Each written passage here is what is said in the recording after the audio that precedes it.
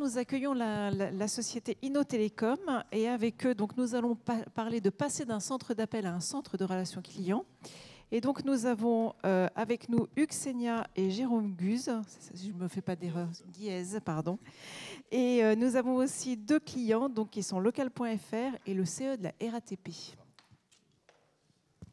Merci, bonjour à tous. Donc Hugues Seigna, donc je suis consultant en relations clients chez Innotélécom. Donc Innotélécom, c'est une société qui va fêter ses 25 ans dans 3 jours et qui est présent sur 2 métiers principaux autour de la relation client, donc opérateur télécom avec une licence ARCEP et éditeur d'une solution cloud 100% omnicanal. Voilà, donc très rapidement sur la société. Aujourd'hui, donc, le but, c'est effectivement de parler de l'évolution du centre d'appel à un centre de relations clients avec une vraie prise en compte de la problématique et des besoins du client. Et on accueille donc 2 de nos clients. Donc Patrick Jocky, qui représente le comité d'entreprise de la RATP, Éric Delattre, qui représente local.fr, et puis donc Jérôme Guiez, qui est consultant expert chez Inno. Et bien voilà. Et ce que je vous propose, c'est qu'on réserve les questions à la fin de la conférence. On gardera un petit créneau de 4-5 minutes si besoin. Voilà. Ben, messieurs, je vous laisse vous présenter et présenter vos entreprises. On peut s'asseoir peut-être. Asseyez-vous. Oui, non, mais je pensais que vous alliez vous asseoir.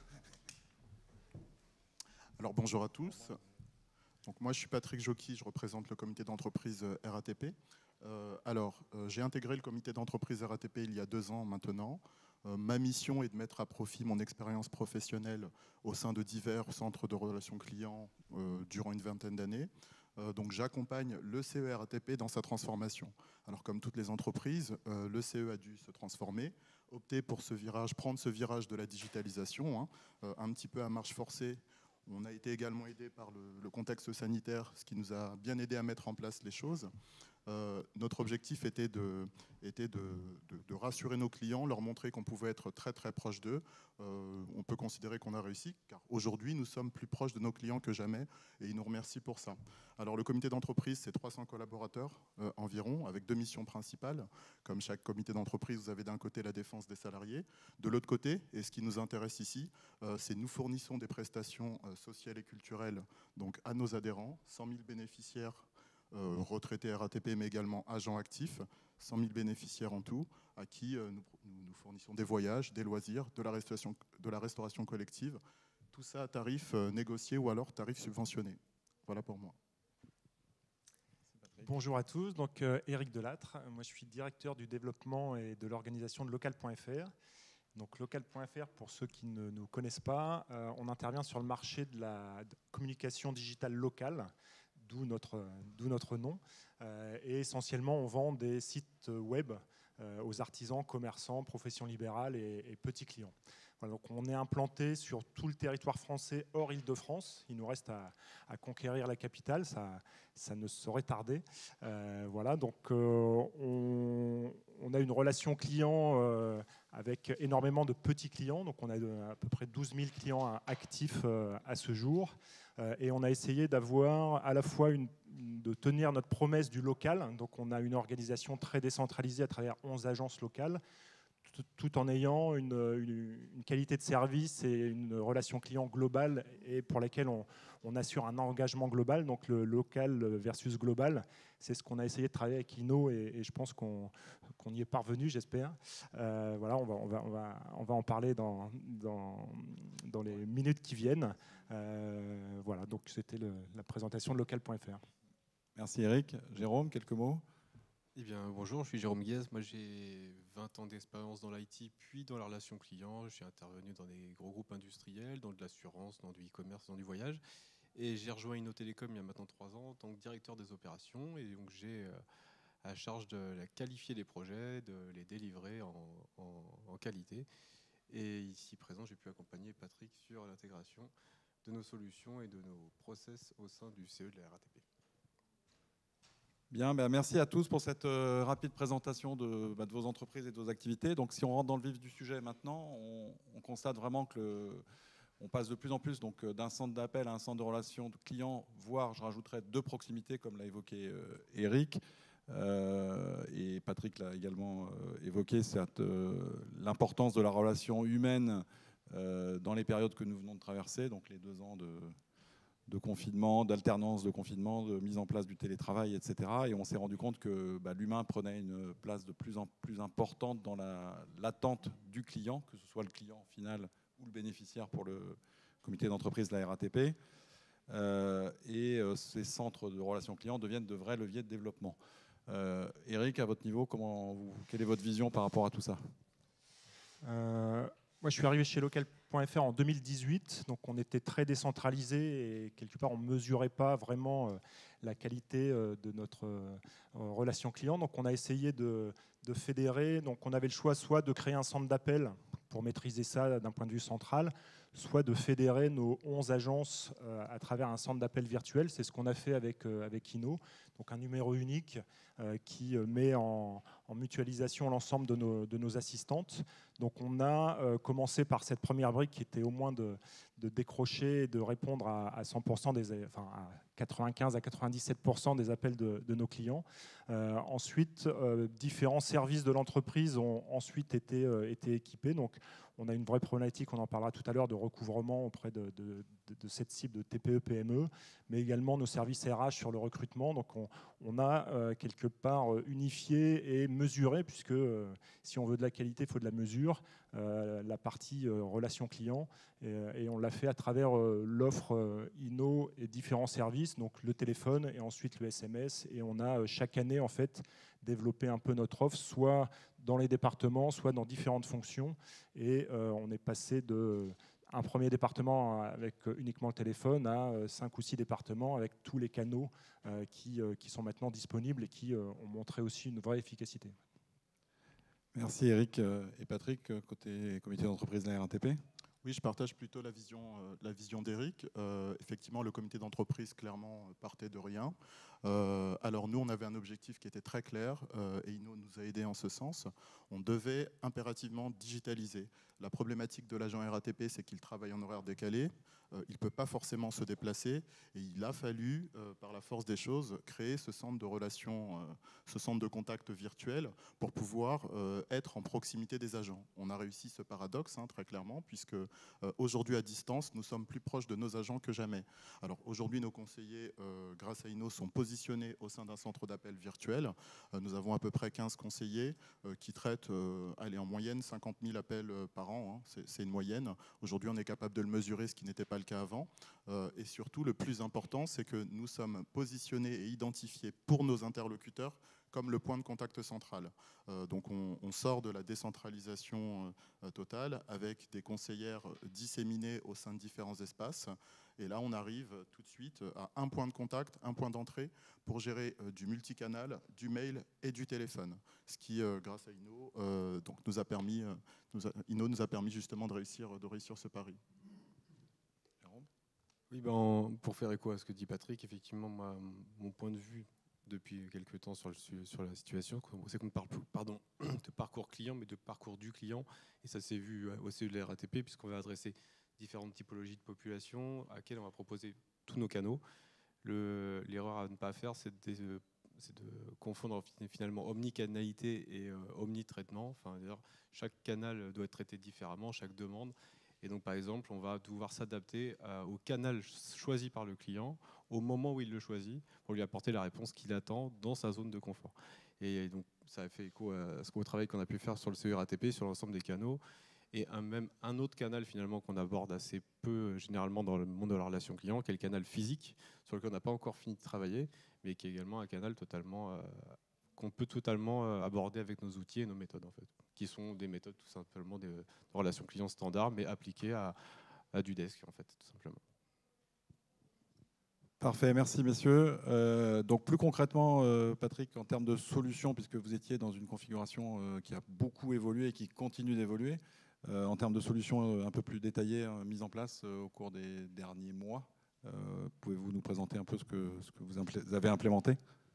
Bon, déjà, avant de présenter ça, je dois rappeler qu'on partait de très très loin quand même. Objectivement, la relation client chez nous, c'était des contacts physiques au sein des accueils-ventes. Nous avions 5 accueils-ventes disséminés sur l'ensemble de la région parisienne, identifiés par quelques agents comme étant les points d'entrée. Nous avions des traitements par mail sur des boîtes services un peu différentes. D'ailleurs, il n'y avait pas forcément de conseillers pour répondre à ces mails, ce qui était intéressant. On avait des services administratifs qui traitaient les courriers entrants. Et dans cette configuration, il nous a été impossible, clairement, de mesurer notre activité entrante, nos volumes. Ce qu'on a fait avec Inno, en tout cas nous, ce qu'on a demandé, c'est tout de suite pouvoir être en capacité, en tout cas, d'estimer nos volumes, de monitorer notre activité, afin de pouvoir justement, planifier correctement notre activité. Donc, on a implanté ce call center virtuel, donc 15 conseillers qui gèrent du multiflux au sein d'un même espace de travail. Aujourd'hui, nous avons des conseillers dédiés. Nous répondons aux demandes des interlocuteurs de bout en bout. Nous traitons les mails à J, très clairement. C'est-à-dire que vous nous écrivez aujourd'hui, vous avez une réponse tout de suite. Nos taux de prise d'appel, aujourd'hui, on est capable de les afficher. On est plutôt sur du 80% de taux de prise d'appel. Alors pour un centre de relations clients, ça peut paraître peu. Ça peut paraître peu. Nous n'avons pas vocation à devenir un call center. Nous sommes dans une entreprise avec un contexte et un environnement particulier. Le plus important pour nous, c'est de respecter nos valeurs d'engagement et de solidarité vis-à-vis de nos agents RATP. Et en ce sens, nous y parvenons. C'est-à-dire que 80% pour nous, c'est très bon. C'est vraiment très bon, sachant qu'avant, il y avait quasiment rien. On avait un numéro d'appel qui ne décrochait pas. Donc, on continue justement notre développement et nous sommes toujours en recherche d'efficacité. Par l'acquisition récente, on a un projet en cours qui est un CRM pour être encore plus proche de notre client, avoir cette vision 360 degrés du client qu'on n'avait pas du tout avant. Et d'ailleurs, je remercie les équipes d'Inno pour avoir pu très rapidement implanter la solution Salesforce en 2-3 réunions projet. Ils ont été très efficaces pour ça dans leur accompagnement. Cette solution va nous permettre d'être encore plus qualitatif dans la gestion de la relation client. Donc voilà, en gros, on a installé notre centre virtuel. Aujourd'hui, les conseillers traitent les appels correctement. On est capable de mesurer la durée moyenne de communication, le temps de traitement. On est capable de suivre les tâches et surtout, on traite de bout en bout, ce qui était extrêmement important pour nous. Merci Patrick. Jérôme, tu voulais réagir ? Oui, très rapidement. En fait, c'est vrai que c'est un cas d'école pour nous, le CE de la RATP, parce qu'on va adresser des populations très différentes, avec des métiers très différents, mais qui ont des besoins identiques, qui vont... Et si on pousse un peu le sujet, on pourrait se dire que quelqu'un qui travaille en heure non ouvrée peut finalement avoir les mêmes besoins et les mêmes droits au niveau du CE. Et finalement, on pourrait imaginer proposer le canal téléphonique, qui est un canal finalement facile à aborder, même pour des personnes qui ne sont pas devant un bureau. Et si on est en HNO, tout simplement, on va pouvoir réfléchir ensemble dès maintenant sur la digitalisation de ces appels. C'est-à-dire qu'en HNO, quelqu'un va pouvoir appeler un numéro de téléphone et on va lui proposer des services adaptés, malgré qu'il n'y ait pas d'agent disponible. Et la synergie qu'on va pouvoir mettre en place avec Salesforce, ça va être tout simplement, par exemple, un agent qui travaille de nuit va appeler une ligne CE de la RATP puisqu'il n'a que ce moyen-là de contacter le CE dans ses outils de travail. Et on va pouvoir créer des tâches dans Salesforce qui seront gérées à J+1. Mais en gros, on va donner la même possibilité. Encore une fois, si c'est le canal qui est disponible pour l'interlocuteur et qui lui est confortable, eh ben, laissons-le sur ce canal-là et capitalisons sur la digitalisation pour lui apporter une réponse peut-être un peu plus tard, mais en tout cas le même porte d'entrée pour tout le monde. Donc c'est vraiment un cas assez intéressant pour la... Merci Jérôme. Eric, tu l'as un peu abordé tout à l'heure, mais plus en détail en termes de solutions. Et puis je pense que Salesforce, on va en parler aussi quelques instants. Et on a parlé aussi un peu paiement et recouvrement. Donc je te laisse un peu détailler ce que vous avez mis en place au niveau de local.fr. Donc c'est vrai qu'on travaille avec Inno depuis 2018, donc chaque année on a un peu étendu notre périmètre, soit en termes de département, soit en termes de fonctionnalité. Donc on a à peu près 100 000 appels par an, moitié entrant, moitié sortant. Donc on a une démarche active assez importante et on décroche aujourd'hui entre 95 et 97%. Donc quand un client dit « j'arrive pas à vous joindre », on lui dit « vous faites pas le bon numéro ». Donc parfois ils appellent sur mobile les commerciaux, mais les commerciaux ils sont en clientèle et ils répondent pas au téléphone. Donc s'ils veulent vraiment être servis, il y a un numéro et celui-là il est fortement décroché. Et comme notre offre, finalement, on vend des sites web, mais ce qu'on vend, c'est du service, c'est pas de la techno. La techno, ça vaut pas grand-chose sur ce marché. C'est vraiment le service qui vaut quelque chose. Donc, quand un client appelle, c'est finalement ce qu'il a acheté, c'est qu'on lui réponde et qu'on modifie son site, qu'on travaille pour lui. Donc, ce qu'on vend, c'est vraiment ce pourquoi il nous appelle. Donc, c'était important qu'on décroche systématiquement. On a essuyé un peu je ne vais pas dire essuyer les plates parce que ça s'est bien passé, mais on a été pionnier, on va dire. Ils ont bien séché depuis. Sur la passerelle Salesforce, puisqu'on était Salesforce depuis 2018 et donc on s'est intégré assez rapidement. C'est très important que l'outil CRM et l'outil téléphonie discutent, puisque la levée de fiches, le fait d'avoir 100% de l'information dès que la personne est décrochée, voilà, on gagne du temps, on gagne en DMT, en efficacité, le client se sent reconnu, il appelle, il est chez lui. Donc voilà, c'est vraiment important de coupler les deux aspects.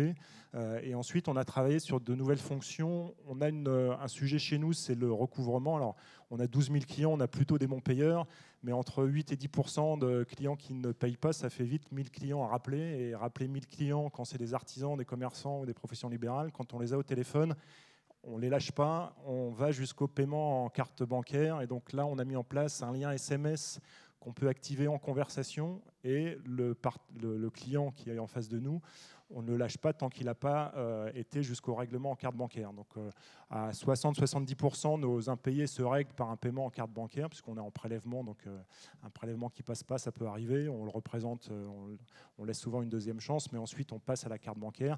Et là, avec Kino, c'est vrai qu'on ne désynchronise pas l'appel et la prise de carte bancaire, parce que là, pour le coup, c'est donner l'occasion au client de passer à autre chose, quoi.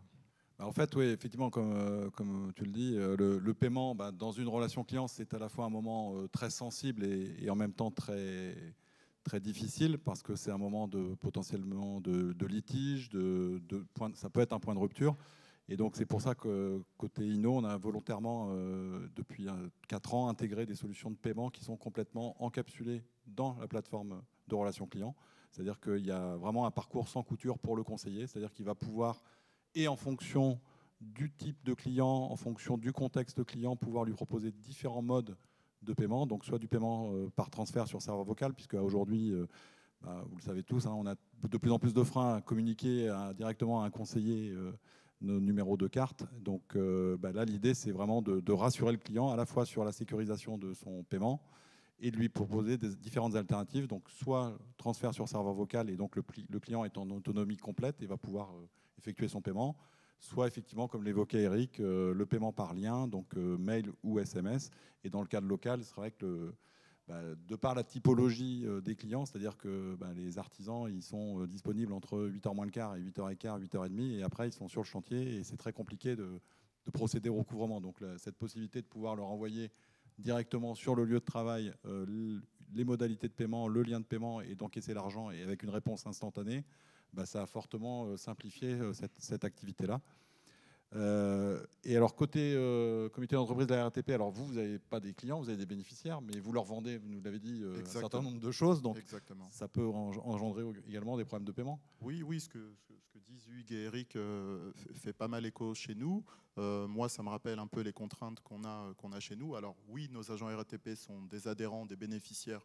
Ils sont un peu comme nos collègues. Ils sont très confiants lorsqu'ils achètent les séjours auprès de nous, puisqu'ils nous donnent leur numéro de carte bancaire en ligne avec le cryptogramme. Bon, moi, ça m'a tout le temps posé problème, là, très clairement. Donc moi, je suis très attentif à ce qui a été développé chez Eric. Et il est vrai que le projet est en cours chez nous. Je vais me rapprocher rapidement de Jérôme pour qu'on puisse aboutir à ça. C'est vrai que cette situation, déjà, elle n'est pas sécurisée, elle n'est même pas réglementaire. Objectivement, ça pose un vrai problème de confidentialité. On a en plus parfois les appels qui peuvent être enregistrés, donc ça oblige le conseiller à couper l'appel au moment de la prise du numéro de carte bancaire. Donc il est vraiment nécessaire pour le comité d'entreprise de sécuriser ces transactions. Donc effectivement, pour les agents qui ne sont pas à l'aise sur le site internet, ils nous appellent et nous pouvons effectivement procéder aux réservations par téléphone. Et nous avons également un service de recouvrement de créances où là, ce traitement-là est sensible et mérite du coup la solution mérite d'être développée chez nous très rapidement.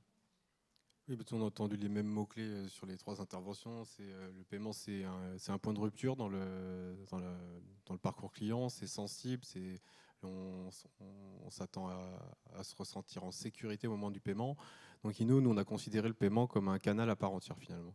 Pour nous, c'est un canal, c'est-à-dire qu'on va pouvoir distribuer des transactions à payer à des agents, on va pouvoir les mesurer, finalement l'efficacité des paiements, et surtout, si on doit avoir une rupture dans le parcours client, on va créer dans le parcours vocal, par exemple, transformer le parcours vocal en parcours de paiement, et à ce moment-là, on va par exemple, c'est pas antagoniste, tout en restant au téléphone avec une personne, lui envoyer un lien de paiement sur son smartphone. À ce moment-là, elle va pouvoir en tranquillité saisir son numéro de carte bleue sur son smartphone, et l'agent, lui, puisqu'on a développé notre propre solution de paiement, va pouvoir tout de suite voir en temps réel si le paiement est effectué. C'est-à-dire qu'on va pouvoir accompagner les personnes dans son paiement sans être intrusif au niveau des données bancaires, et surtout mesurer l'efficacité du paiement et son fonctionnement.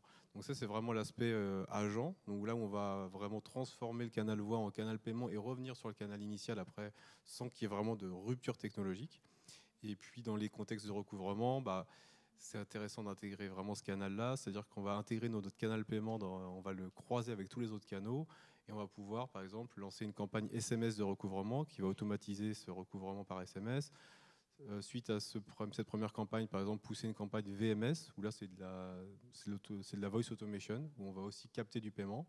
Et enfin, finalement, solliciter des ressources humaines pour aller chercher les derniers éléments de recouvrement qui resteraient à récupérer. Et sur ce type de fonctionnement en campagne de recouvrement, où on va séquencer ces 3 campagnes, on a aujourd'hui des retours de nos clients qui montrent un gain de productivité humaine de plutôt aux alentours de 30%. Si vous faites SMS plus Voice Automation avant de faire une campagne vocale humaine, vous allez pouvoir estimer à peu près un gain de 30% sur cet aspect-là. Donc on le considère vraiment comme un canal à part entière, comme je vous le disais, en entrant, en sortant et surtout en mesure de statistiques, d'efficacité. Merci Jérôme. Et juste pour prolonger, en fait, je reviens sur cette notion de sensibilité et d'adaptabilité des modalités de paiement. On a également pris en compte des contextes clients, c'est-à-dire j'ai l'exemple récent chez Local où en fait certains clients disent écoutez, ce qui serait le plus simple puisque moi où j'ai une difficulté en ce moment, on connaît tous des difficultés en ce moment sur un plan économique, donc la possibilité également de faire du paiement différé, c'est-à-dire qu'on va prendre les coordonnées bancaires à l'instant T avec un paiement à J plus X. Parce que le client est dans un contexte qui ne l'arrange pas de payer instantanément. Donc l'idée, c'est aussi que ces modalités de paiement prennent en compte la réalité des clients et que l'agent puisse adapter la proposition de paiement au contexte. Juste une petite question, Hugues, si je peux me permettre. On a également la possibilité de payer en différé, en plusieurs fois ? Alors, paiement différé et paiement en plusieurs fois, effectivement. On peut également fractionner, ce qui est beaucoup utilisé par les sociétés avec lesquelles travaille Jérôme, qui sont vraiment spécialisées dans le recouvrement. C'est la mise en place de plans d'appurement, où là, on va être sur des paiements en 3 échéances, 4 échéances, 5 échéances, qui sont complètement construits à la demande et en fonction des obligations et souhaits du client. Ce qui est intéressant, c'est que vous pouvez proposer ces plans de paiement à vos débiteurs, et c'est le débiteur qui va choisir, lorsqu'il va recevoir son SMS, finalement ce que vous lui proposez comme plan de paiement. Donc on va définir avec vous les plans de paiement que vous souhaitez mettre en place, et ensuite vos interlocuteurs vont pouvoir sélectionner le plan de paiement qui convient le mieux. Encore une fois, on va essayer de conserver la personne sur le canal qui lui convient. Imaginons qu'on reçoive un SMS qui nous indique qu'on a un débit, et plutôt que de passer un coup de fil pour demander un plan d'accompagnement, un échelonnement des paiements, et finalement on va proposer directement dans le SMS ces plans de paiement qu'on aura préalablement définis avec le client, avec nos clients. Pardon. Merci Jérôme. Pour parler sur un sujet qui a été effleuré, mais pour rentrer un peu plus en détail, on va parler un peu de mesure et d'évaluation, puisque, comme je le dis souvent, tout ce qui n'est pas mesuré ou mesurable ne progresse pas. Qu'est-ce que vous mettez comme instrument de mesure, au-delà juste des volumétries que vous avez évoquées l'un et l'autre dans vos entreprises ? Patrick, peut-être en premier ? Alors, la mesure est un sujet compliqué pour nous. Elle est plus dédiée donc à la direction et à l'équipe managériale. Il ne faut pas parler de mesure chez nous. On est dans un comité d'entreprise. Il y a la défense des salariés. C'est très compliqué. Nous, on regarde quand même un certain nombre de choses. La DMT est quelque chose de très, très important qu'on suit, qu'on pilote parce qu'elle nous permet de planifier notre activité. On est capable aujourd'hui, maintenant, et j'en suis très, très fier, de savoir précisément, de connaître la saisonnalité de notre activité. On a 50 000 appels en moyenne et surtout, ça nous permet de voir tout ça, qu'on est capable aujourd'hui de traiter nos appels d'être donc efficace avec beaucoup moins de conseillers. Alors c'est un sujet qui est très très délicat au comité d'entreprise RATP, peut-être un peu délicat ici dans la salle parce qu'il s'agit quand même on a quand même des collaborateurs, ils sont là, ils ont des contrats de travail, mais en tout cas c'est important pour nous l'équipe managériale en tout cas. Donc 50 000 appels par an, ce qui est très bien. Et en termes de mail, on est plutôt, allez, si je fais interaction mail, on est plutôt sur 250 interactions par jour en moyenne, ce qui n'est pas si mal. Alors moi, je pars du principe où de toute façon, l'adhérent, le client choisit son canal. Certains préfèrent le mail, certains préfèrent le téléphone. C'est vrai qu'on reçoit par moment un peu plus de mails que d'appels téléphoniques, mais voilà, on est plutôt sur 250 interactions par jour. Merci Patrick. Et Eric, côté mesures? C'est vrai qu'une des valeurs de Local, c'est la performance et l'ensemble des équipes sont mesurées. On a des KPI à peu près dans tous les départements. Donc on a eu moins de mal à les mettre en place chez nous. Donc on a à peu près 50 000 appels entrants, 50 000 appels sortants et nos assistantes sont primées sur le taux de décroché. Donc on fait confiance à Inno et les primes sont basées sur ces éléments-là. Alors un mois, on est passé en dessous de 95 et les assistantes ne comprenaient pas. Elles ont creusé. Et on a dû retirer les raccrochés sur sonnerie parce que c'est vrai qu'un client qui à un moment est dérangé, raccroche alors qu'on n'a pas nous-mêmes décroché, ça rentrait dans les stats. Donc on a même affiné les KPI et en fait notre taux de décroché, oui, 97%, on l'a tenu sur l'ensemble de l'année 2021. Donc on est assez sensible à ça et les assistantes sont assez fières. Et oui. On avait aussi un problème le lundi où c'est traditionnellement les réunions commerciales. Donc les assistantes, elles étaient déchirées entre répondre et aller aux réunions. Donc on les a laissées aller aux réunions. On a ajouté 2 positions qu'on a mis en externe le lundi. Donc on est renforcé le lundi. Et là aussi, ça a été assez simple d'activer 2 positions uniquement le lundi. Et c'est venu renforcer en fait les équipes. Et donc on a conservé notre régularité même le lundi où les assistantes sont moins disponibles. On est d'accord, c'est bien une performance collective, hein, c'est-à-dire les 97%, elles sont incentivées sur la performance de toute l'équipe. De l'ensemble de l'équipe. Ouais. Ok, très bien. Eh bien, merci beaucoup. Si on parle maintenant un peu dans le futur, en termes de perspective, Eric, vos projets à venir autour des outils de gestion de vos clients? Oui, alors les 4 premières années, on a fait beaucoup de quantitatifs, hein, les KPI mis en place, gérer des volumes.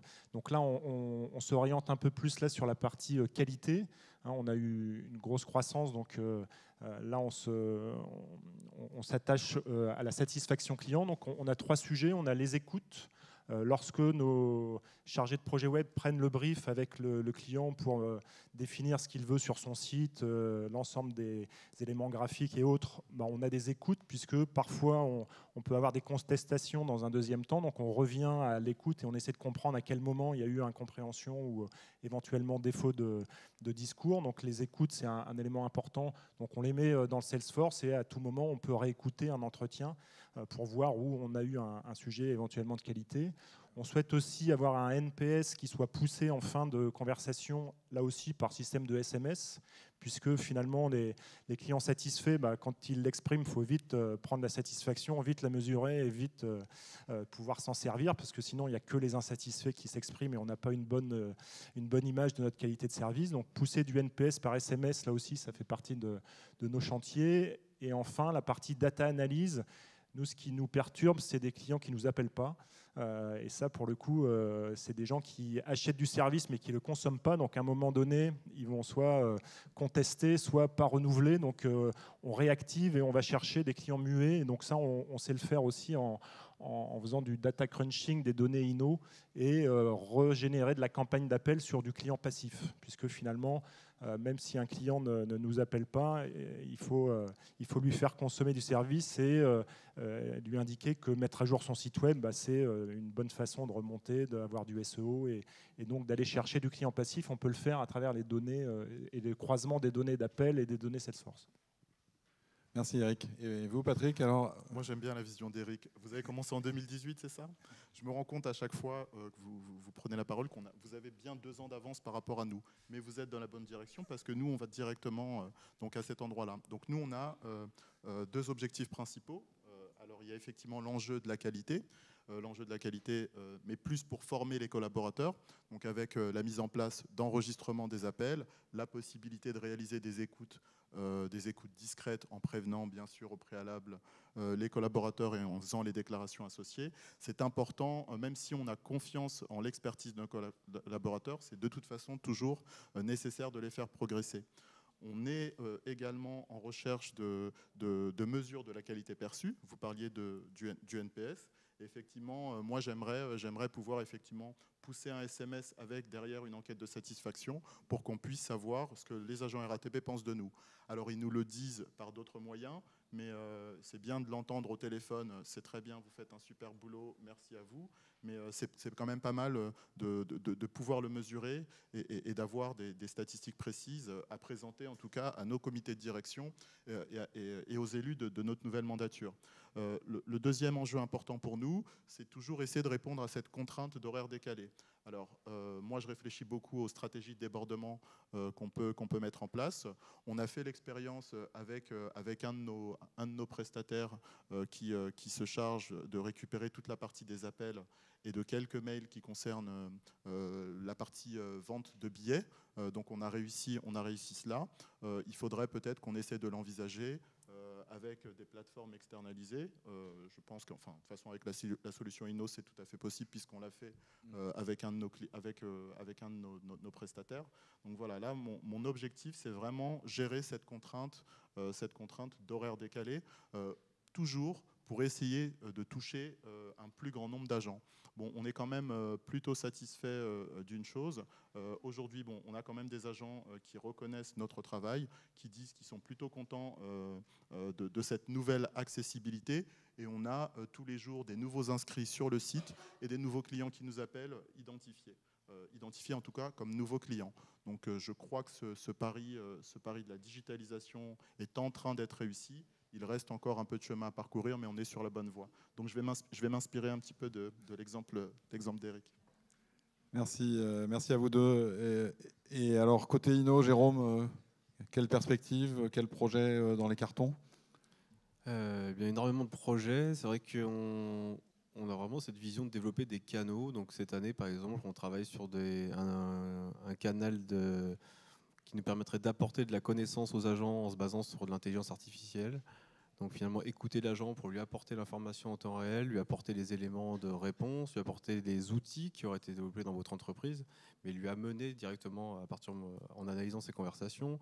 On va avoir des outils aussi pour vous aider à vous faire reconnaître sur le marché, tout simplement vous annoncer quand vous appelez sur des campagnes, annoncer pour quelles raisons vous appelez, l'afficher sur les téléphones afin d'augmenter vos taux de décroché. Et puis, avec la période qu'on a tous connue et qu'on rappelle un peu trop souvent, parce que ça nous a tenus, on s'est rendu compte que pendant toute cette période de crise, toute personne de l'entreprise pouvait amener sa pierre à l'édifice dans le domaine de la relation client. Parce que quand les entreprises étaient à l'arrêt, finalement, elles avaient besoin de toutes les ressources vives pour répondre aux interrogations des clients, des bénéficiaires quant au lendemain, puisque du jour au lendemain, on s'est retrouvé chez soi. Et c'est vrai qu'on envisage l'avenir avec des évolutions majeures de notre solution. On va pouvoir finalement intégrer toute l'entreprise tout le temps ou à des moments de crise dans ce parcours de la relation client, dans l'objectif de s'assurer de répondre à la demande au moment où c'est demandé. Et donc voilà, c'est vrai que c'est un peu du teasing, mais bientôt on pourra présenter comment notre vision d'intégration de tout membre de l'entreprise vraiment au service de la qualité rendue aux clients. Donc ça, c'est un peu de teasing en avant-première. Merci Jérôme. Écoutez, si vous avez des questions, des réactions par rapport à ce qui a été évoqué, présenté sur tel ou tel sujet, n'hésitez pas, on est à votre disposition pour y répondre.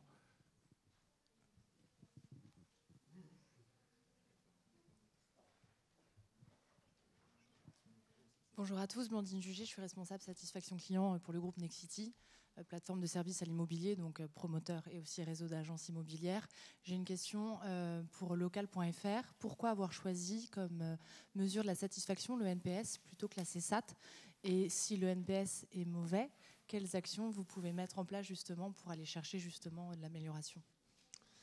Alors le NPS nous semblait être un outil un peu standard et en fait c'est un outil de mesure de la satisfaction en interne. Donc le NPS, on le mesure à la mise en ligne de nos sites, savoir si la prestation a été correctement rendue. Et ensuite on a une action assez forte sur les avis, plutôt sur les plateformes. C'est-à-dire on est évalué notamment sur Trustpilot, c'est à peu près la plateforme qui est la plus représentative chez nous. On a plus de 600 avis sur cette plateforme. Donc on pousse pas mal nos partenaires à mettre des avis, puisqu'on se rend compte que lorsque un partenaire va contracter avec nous, il regarde sur Internet nos avis et Trustpilot ressort comme la plateforme majeure. Et donc on pousse beaucoup nos clients à aller déposer des avis sur ces plateformes. Donc c'est vrai que le NPS, c'est peut-être une mesure qui sera remplacée par une autre, mais elle est assez constante depuis 4 ans et on partait d'un NPS négatif, on était à moins 19 en 2018 et on doit être à plus 42 cette année. Donc en fait on a une vraie progression et ça on l'a mesuré et on le voit aussi dans notre taux de renouvellement. Donc quelque part c'est un baromètre qui a été constant. Peut-être qu'un jour on changera, mais en interne, le NPS nous va bien. Et après, en externe, Trustpilot, c'est un peu la référence qu'on s'est donnée. Et nos assistantes sont primées aussi sur le nombre d'avis déposés sur Trustpilot. Après, le partenaire, le client met ce qu'il veut sur Trustpilot, mais plus on a d'avis, meilleure est notre note. Donc on était parti de 3, on est à 4,4 aujourd'hui. Donc voilà, on a passé la barre des 4, qui est un peu la référence aussi, le seuil fatidique. Et donc on s'y maintient. On a de temps en temps un client qui n'est pas content et qui l'exprime sur Trustpilot, mais avec les autres avis, on a, je dirais, une qualité qui est quand même relativement représentative sur Trustpilot. En fait. Par contre, je ne connais pas l'autre baromètre que vous citiez. Donc, Parce que nous, on mesure la CSAT. En fait, la question, c'était est-ce qu'avec le NPS, vous avez su identifier les irritants et justement pour pouvoir mettre en place des plans d'action qui ont amélioré cette satisfaction client, parce que c'est pas toujours facile avec cette question. Alors chaque semaine, on reçoit la liste des NPS et en fait, les détracteurs sont tous rappelés. Donc en fait, le rappel des détracteurs fait qu'on comprend pourquoi et on agit. Donc on laisse aucun détracteur dans l'insatisfaction. Et donc, ils sont tous rappelés. On a une cellule satisfaction client qui rappelle tous les détracteurs. Ok, merci. Je crois qu'il y avait une question derrière vous. Voilà, juste derrière. Bonjour. J'ai une question pour local.fr également. Vous avez parlé de digitaliser la relation quand vos agents ne peuvent pas décrocher les appels. Et vous avez parlé de leur proposer des services. Alors, c'est pas vous, pardon, c'est le monsieur à côté, c'est ça, pardon. Je ne savais plus qui en avait parlé et je voulais savoir quel genre de service. Et du coup, ça passe sur quels outils ? Ça va être avec nos outils. Donc en fait, notre outil de self-care qui est aussi un outil de chat, c'est-à-dire vous allez appeler, on va prendre un exemple concret, un use case, vous appelez alors qu'on a une congestion du centre d'appel. Au bout d'un certain temps d'attente, on va vous proposer finalement de continuer l'expérience sur votre smartphone. Si vous l'acceptez, on va vous envoyer un SMS avec un lien, donc un SMS enrichi, qui va vous conduire à des services qu'on va déterminer ensemble. Ça peut être une demande de rappel, ça peut être laisser un message vocal, ça peut être remplir un formulaire.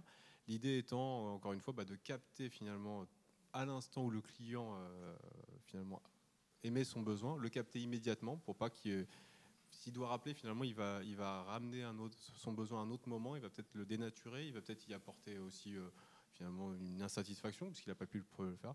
Donc l'idée, c'est vraiment de proposer, et là, ça va être en regard des services que vous êtes capable aussi de gérer chez vous, parce que si on propose un rappel suite à une digitalisation, on s'attend à être rappelé.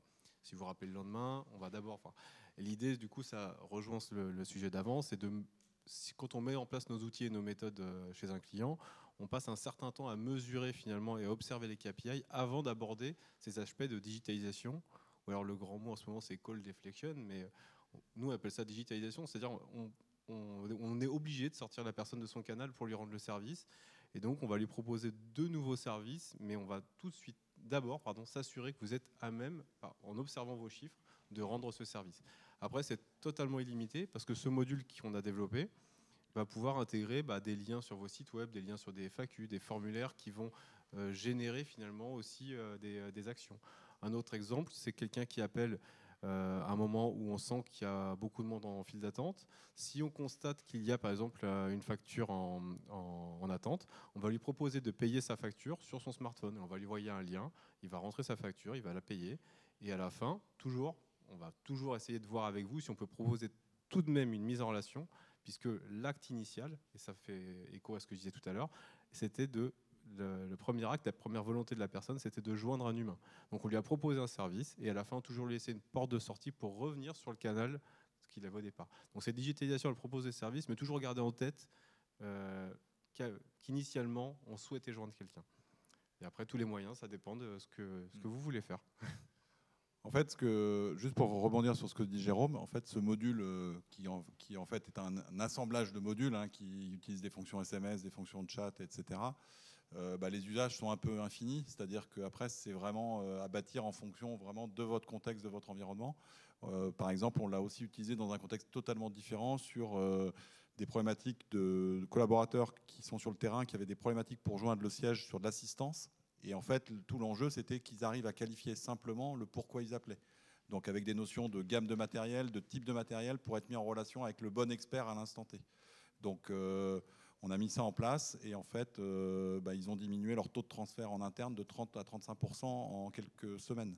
Ce qui est un enjeu majeur de pouvoir être disponible pour bien répondre à ceux qui appellent et de savoir pourquoi ils appellent, etc.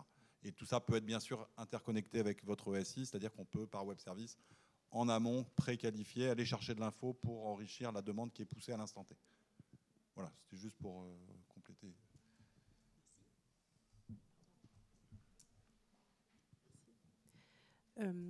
C'est une question pour Inno. Vous avez parlé tout à l'heure d'écoute de la conversation et vous avez donné l'exemple d'une fonctionnalité qui est de suggérer aux collaborateurs une solution en direct. Est-ce que vous avez en projet d'autres fonctionnalités qui seraient liées à cette écoute, notamment d'analyse à la fois de la qualité de la réponse du collaborateur et de la satisfaction du client, sans avoir besoin de pousser un survey après, mais en fait analyser ce qui s'est passé en live. Merci. Oui, oui, tout à fait. Aujourd'hui, on propose finalement un mini module de QM, parce que le quality monitoring, ce n'est pas notre métier, mais on sait totalement s'interfacer avec plein de solutions du marché que vous trouverez sur le salon. Et donc, soit finalement de faire de l'analyse post-appel en écoutant les enregistrements, en les qualifiant dans des grilles, et dans ces cas-là, soit vous utilisez notre système, soit vous utilisez des systèmes tiers avec lesquels on va s'interconnecter. Et bien entendu, après, on peut s'interconnecter également avec des solutions qui sont basées sur de l'IA, qui vont analyser les conversations et vous faire à la fois de l'analyse de conformité du discours de vos agents, mais également, dans le même temps, tout en même temps, faire aussi des analyses de tendance. Donc en gros, vous produire des analyses de tendance sur ce qui est prononcé à la fois par vos clients, donc vos attentes clients, et vérifier que vos agents apportent la bonne réponse. Donc nous, on ne va pas s'engager, nous, dans des métiers qui sont déjà très bien couverts par des partenaires, mais on s'interconnecte avec eux et chez de nombreux clients, on s'interconnecte justement sur ce genre de solution. Après, la problématique de l'IA, si je peux me permettre, c'est toujours le coût de l'IA versus l'humain chez vous, parce qu'il faut savoir que les minutes d'IA, donc d'analyse en intelligence artificielle de conversation, sont assez coûteux encore aujourd'hui, même si le marché se transforme. Donc à chaque fois, on va voir avec vous s'il n'est pas plus pertinent finalement de donner cette tâche d'abord à un humain chez vous pour que vous puissiez mesurer la pertinence de la démarche et puis ses résultats avant de vous accompagner vers un partenaire qui saurait couvrir vos besoins. Encore une question ?